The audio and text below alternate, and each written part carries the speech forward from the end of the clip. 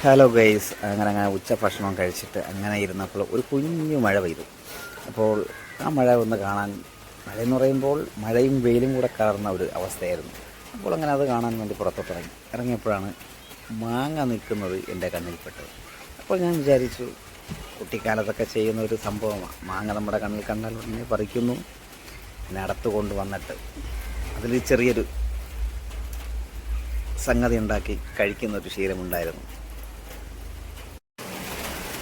പിന്നെ എൻ്റെ സ്വഭാവം എന്ന് വെച്ചാൽ, എനിക്കെന്തെങ്കിലും ആഗ്രഹം തോന്നിക്കഴിഞ്ഞാൽ ഞാൻ പിന്നെ സമയമൊന്നും അതിനു വേണ്ടി കൊടുക്കാറില്ല, അപ്പോൾ തന്നെ സെറ്റ് ചെയ്യും. അതാണ് എൻ്റെ ഒരു രീതി.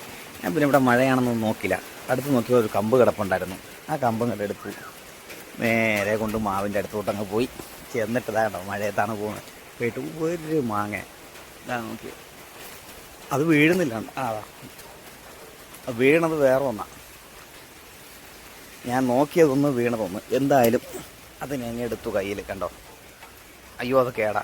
കണ്ടോ, അതിനെ അങ്ങ് മാറ്റി. വേറെ ഒരെണ്ണം നോക്കാം. കണ്ടോ,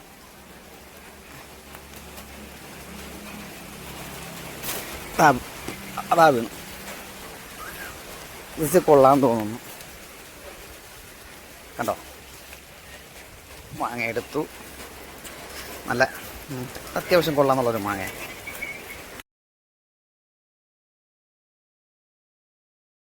അപ്പോൾ അങ്ങനെ ആ മാങ്ങ എടുത്തു, നല്ല പോലെ ഒന്ന് കഴുകി വൃത്തിയാക്കല്ലേ. കഴുകി അങ്ങനെ വൃത്തിയാക്കി എടുത്തിട്ടുണ്ട് കേട്ടോ. അപ്പോൾ ഇനി അടുത്ത ഘട്ടം നിങ്ങൾ കണ്ടു നോക്കൂ. മാങ്ങ കൊത്തിയെരിയുന്ന ആ രംഗമാണ്. ഓക്കെ.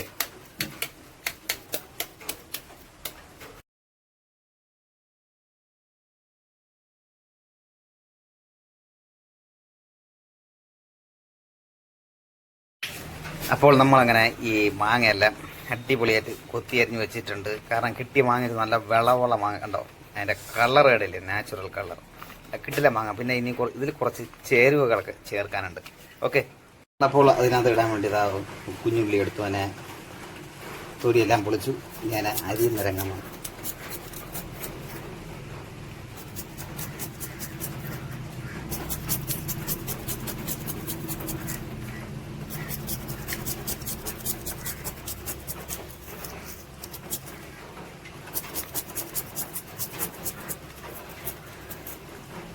ഓക്കെ.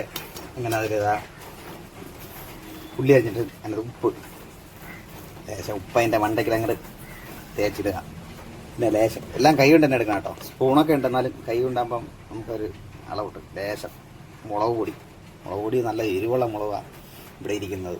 അപ്പോൾ ലേശം മുളക് പൊടിയിട്ട്.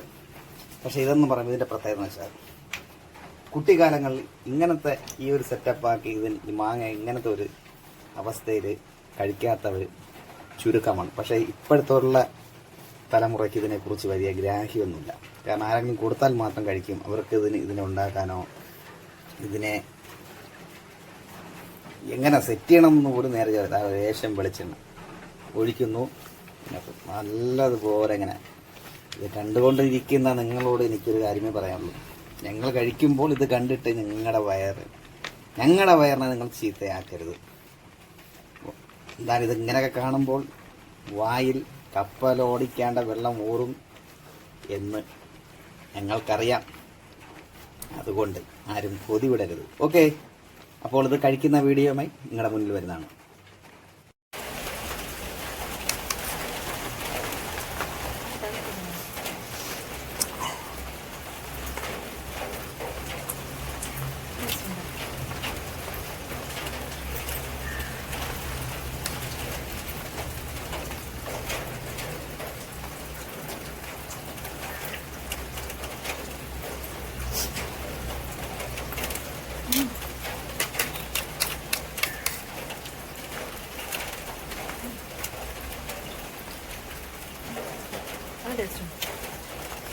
സൂപ്പറായിട്ടോ, നല്ല ടേസ്റ്റ്.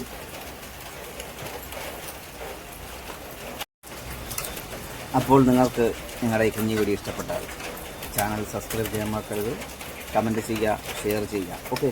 അപ്പോൾ നമ്മൾ അടുത്തൊരു വീഡിയോയുമായി നിങ്ങളുടെ മുന്നിലെത്തുന്നവരെ ബൈ ബൈ.